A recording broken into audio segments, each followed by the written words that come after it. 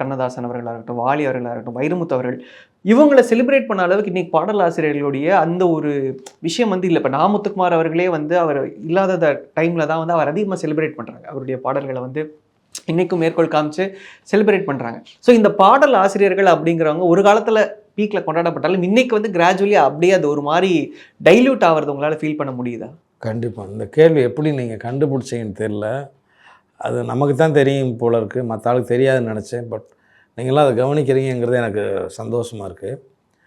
இது இந்த கதாநாயக தன்மை இருக்குல்ல, அது வைரமுத்து அவர்களோட முடிஞ்சது.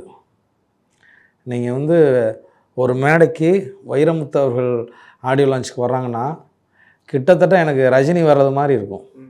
ரஜினி வந்து ஒரு மேடைக்கு வந்தா எப்படி சுத்தி படைபலத்தோட வருவாரோ, அது மாரி வைரமுத்து சார் வரும்போது, அப்படி ஜிப்பா போட்டு அப்படி வரும்போது, அப்படி படைபலத்தோட அப்படியே வந்துட்டு, சும்மாலாம் வந்து பின்னாடி நின்னுட்டு அப்படிலாம் போமாட்டாரு. அவர் கார் வந்தாலே அங்கேருந்தே கொண்டாட்டம் தொடங்கிரும். வேட்டு வெடிக்காத ஒண்ணு தான் குறை. வந்து மேடையில வந்து அப்படி பேசிட்டு அப்படி போவாரு. படையோட வருவாரு, படையோட போவாரு. அந்த கதாநாயக தன்மை ஒரு பாடலாசிரியருக்கு அவர் அவர் காலத்தோட முடிஞ்சுச்சு.